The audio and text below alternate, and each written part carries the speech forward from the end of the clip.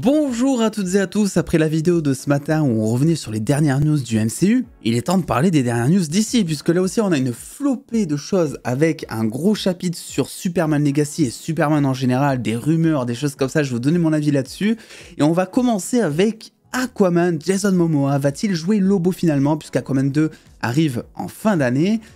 Et à côté, on a cette rumeur disant que Jason Momoa pourrait incarner Lobo prochainement, avec un Peter Safran qui avait déclaré notamment que Jason Momoa ne pourrait pas jouer deux rôles en même temps, et que s'il voulait jouer Lobo, il fallait qu'Aquaman, en gros, son personnage soit terminé. Donc ça voudrait dire que Aquaman 2 serait le dernier de la franchise et qu'on n'aurait pas un Aquaman 3 alors que Jason Momoa avait toujours pensé Aquaman comme étant une trilogie. Et Peter Safran a fait une nouvelle déclaration aujourd'hui concernant Jason Momoa. Il a dit, je cite, « J'ai hâte de travailler avec Jason pendant de nombreuses années à venir. Je serais heureux que ce soit dans le monde d'Arthur Curry, mais si une autre opportunité se présentait, je trouverai un autre grand personnage à créer. » Donc en gros là ce que dit, selon moi, Peter Safran, pour résumer, il dit en gros si c'est pas possible de faire Aquaman 3, on le mettra dans Lobo, hein, je pense que clairement on peut dire que c'est Lobo derrière. Je pense qu'en fait ça va juste dépendre du succès d'Aquaman 2 au final. Si Aquaman 2 est un giga succès, évidemment qu'ils vont faire un Aquaman 3, en sachant que Aquaman 1 avait réalisé le milliard au box-office, ce qui était déjà incroyable. Et pour ce deuxième film, je suis un petit peu moins optimiste, parce que bon, on a eu les premiers retours tests qui, beaucoup en parlaient comme étant un des pires films de super-héros de ces dernières années. Et encore, on a aussi Amber Heard qui va causer quelques boycotts du film notamment. Donc ça m'étonnerait, on verra, ça m'étonnerait qu'Aquaman 2 réalise le milliard. Et je pense qu'en plus, le cœur de Jason Momoa est beaucoup plus maintenant du côté de Lobo et qu'il lui va tout faire pour incarner Lobo. Je pense que ça va être le seul acteur, si jamais son film Aquaman 2 bide, qui va être content, quoi, tu vois. Au moins, il pourra dire « Yes, c'est bon, je joue Lobo, c'est génial ».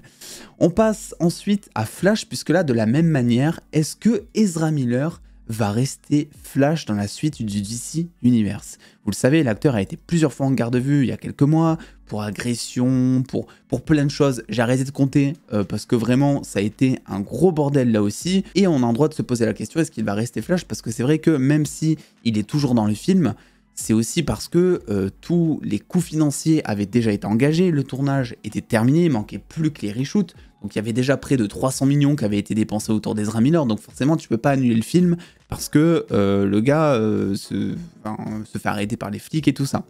Donc depuis, il a fait aussi son mea culpa publiquement, il a dit qu'il se faisait soigner, etc. Donc je pense que ça évidemment j'espère que déjà pour lui c'est vrai. Je pense aussi forcément que c'est de la communication. Et de la même manière finalement que Jonathan Majors, on a le droit de se demander, est-ce que Warner va décider de se séparer de cette image un petit peu néfaste de l'acteur justement? Et James Gunn a tenu à répondre à ça. On lui a demandé, est-ce que Ezra Miller restera Flash dans la suite du DC Universe? Il a répondu, on verra plus tard, on verra bien. En gros, c'est ce qu'il a dit. Donc là aussi, je pense que de la même manière qu'Aquaman 2, tout dépendra finalement du succès du film. Et selon moi, un succès qui sera, je pense, proche du milliard, voire le milliard même. Puisque The Flash, c'est un film où tu as le retour des acteurs, donc nostalgie, forcément.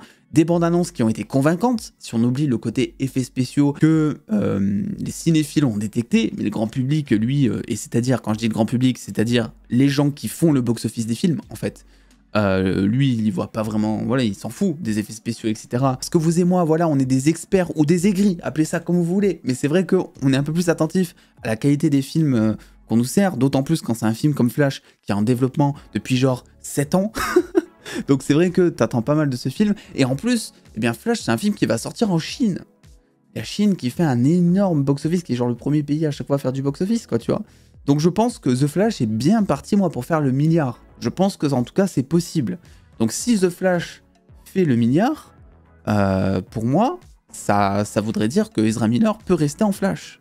Donc on verra ce qui se passe, on verra si Warner arrivera à laver l'image de l'acteur aussi, parce que je pense que ça va beaucoup y jouer. Mais auquel cas, sinon, soit on n'aura plus de Flash, ce qui semble compliqué si tu veux incorporer la Justice League, soit on aura un nouveau Barry Allen, soit on aura une autre itération de Flash comme Jay Garrick par exemple, quoi, voilà. Donc il y a plein de choses possibles, d'autant plus avec le multivers et tout, je vais pas vous l'apprendre, mais il y a plein de choses possibles. Donc là-dessus, James Gunn qui dit on verra ce qui se passe, voilà, l'air de dire on verra si on peut se faire assez de thunes avec Ezra Miller et si c'est le cas, il revient.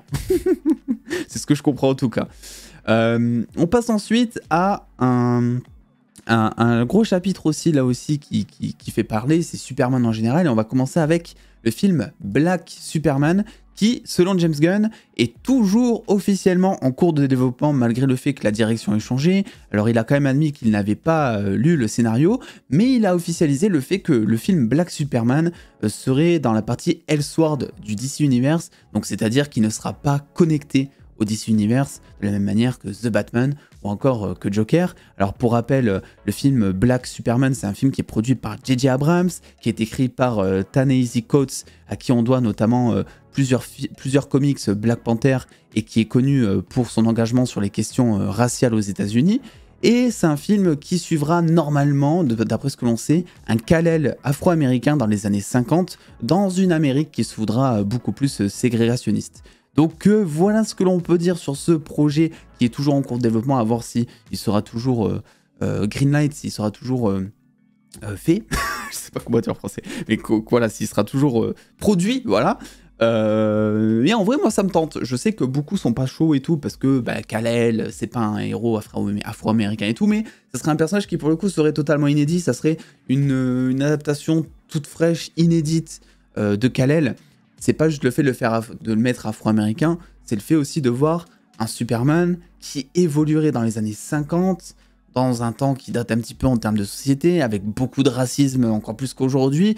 Donc je pense que ça peut être intéressant de voir ce symbole de l'Amérique qui serait limite transformé en quelqu'un qui ne peut rien faire en fait dans la rue parce qu'il se ferait montrer du doigt, parce que voilà. Donc en fait ça peut changer plein de choses dans la personnalité de Superman, ça peut changer plein de choses dans toute son histoire, ça serait très frais.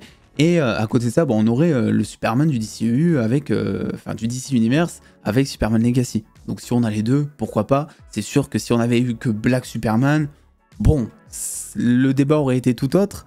Mais là, vu qu'on a les deux, moi je suis preneur d'une nouvelle histoire à chaque fois. C'est pour ça d'ailleurs qu'aussi je lis des comics à côté, c'est qu'en fait j'aime bien toutes les histoires, quoi. On passe ensuite au dur du dur, à Superman Legacy prévu pour 2025. Puisqu'on a eu des petites news notamment concernant l'acteur qui pourrait succéder Henry Cavill dans le rôle de l'Homme d'Acier. Alors visiblement l'annonce de casting ne serait pas de suite, mais on a des petits indices et ça arriverait très vite peut-être. Peut-être que très prochainement on pourrait savoir qui jouera officiellement le nouvel acteur de Superman, puisque déjà on sait qu'apparemment Gunn regarde toutes les cassettes d'audition en ce moment même et qui veut tout regarder de tous les acteurs qui lui envoient des cassettes pour jouer Superman afin de choisir l'acteur qu'il faut absolument pour ces 10 prochaines années, voire plus, chez Warner. Et selon Justin Kroll, qui est un journaliste de Deadline, l'annonce donc du prochain acteur de Superman devrait se faire aux alentours du Comic-Con de San Diego, donc c'est-à-dire fin juillet, du 19 au 23 juillet si je me rappelle bien. Donc ça va arriver très vite, puisqu'on est déjà en mai au moment où on sort cette vidéo, le 1er mai. Et ça voudrait dire que limite dans 2-3 mois, on saurait qui joue le prochain Superman. Et à ce sujet, on a une petite rumeur qui moi me laisse assez dubitatif, et j'aimerais que vous me disiez en commentaire, vous, quel est votre avis là-dessus. Puisque selon Jeff Snyder, voilà, on en parle beaucoup sur la chaîne aussi, rumeur à prendre avec des pincettes, le prochain Superman sera interprété par Harris Dickinson, un acteur donc de 26 ans, donc qui rentre totalement dans l'âge de James Gunn, qui a donc 2 ans de moins que Henry Cavill au début dans Man of Steel, puisqu'il avait 28 ans, qui est notamment connu pour le préquel de Kingsman et qui a aussi joué notamment dans Maléfique, je crois. Donc ça serait lui qui incarnerait le prochain Superman, et pour le coup, alors je parle pas en termes de musculature parce que je suis persuadé qu'il peut énormément prendre en masse pour avoir un Superman plus stock, et je pense pas non plus que ce nouveau Superman sera aussi stock qu'Henry Cavill. Je pense qu'en termes de physique, il faut aussi se différencier de ce qui a été fait précédemment, et Henry Cavill c'était tellement une machine que tu peux très bien mettre quelqu'un de musclé sans pour autant que ce soit une armoire à glace, quoi. Même si c'est vrai, Superman est une armoire à glace, mais je pense qu'on peut se différencier par rapport à ça.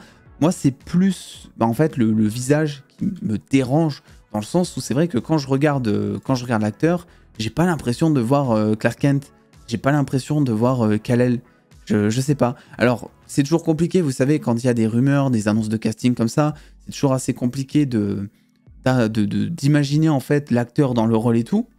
Donc c'est pour ça qu'on attend de voir, parce qu'après il y a plein de choses qui jouent, la lumière, la coiffure, le maquillage, le fait aussi qu'il soit plus stock, ça va jouer aussi sur ses traits de visage. Donc il y a des choses comme ça qui vont être déterminantes par la suite. Mais pour l'instant, c'est vrai que j'ai un petit peu du mal à y croire, bien que ce soit un très bon acteur, hein, je dis pas.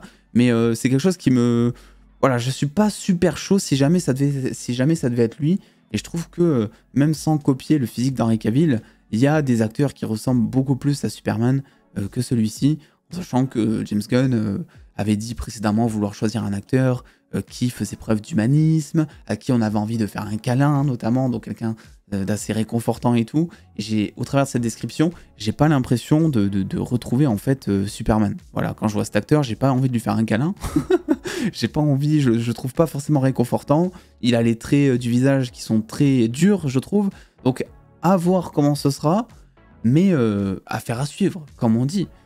Voilà. Et enfin, petite dernière news, c'est James Gunn qui s'est livré par rapport, vous savez, au fameux crossover Marvel DC, puisque je sais plus quand, il y a quelques semaines, quelques mois, on a posé la question à James Gunn, est-ce qu'un jour ça serait possible de voir au cinéma, eh bien, je sais pas, Batman se fracasser contre Captain America. Enfin, ça serait plus possible maintenant, même si on va en parler. Mais voilà, faire une rencontre Marvel DC dans un même film. Et James Gunn avait dit, bah ouais, ça serait super cool et tout. Et donc, il est revenu là-dessus encore. Et il a dit qu'en gros, il fallait déjà développer plein de films d'ici avant que ça puisse arriver, forcément. Et que ça pouvait être quelque chose de cool d'ici 10 ans. Donc, vraiment pas de suite, quoi. Moi, il y a plein de choses qui me dérangent là-dessus, dans ce crossover. C'est que déjà, moi, je comprends pas qu'on pose ce genre de questions alors que l'univers d'ici... Ben, concrètement, il n'est même pas encore créé, que Marvel en ce moment, c'est en pleine transition aussi, donc clairement, c'est vraiment pas le moment pour penser, selon moi, à un crossover Marvel DC, parce que ça voudrait dire que quoi, tu fais combattre She-Hulk contre, je sais pas, Harley Quinn, ou... Enfin, ça serait bizarre. Et en plus, c'est vrai que s'il y a un crossover Marvel DC, bon, c'est vrai que si tu me demandes ça à l'heure actuelle, peut-être que ça changera plus tard, mais à l'heure actuelle, moi, ça me fout un peu les boules de savoir qu'il y a un... Je sais pas s'il y avait un film qui sortait, bah ça me foutrait un peu les boules de savoir que eh bien, ce crossover, il n'y aurait pas Captain America dedans, il n'y aurait pas Iron Man, tu vois. C'est un crossover qui pourrait être super cool si tu avais les héros emblématiques de Marvel qui, à ce jour, ne sont plus dans le MCU. Alors, la porte est toujours ouverte du côté de Chris Evans, du côté de Captain America, voir ce qu'ils en font.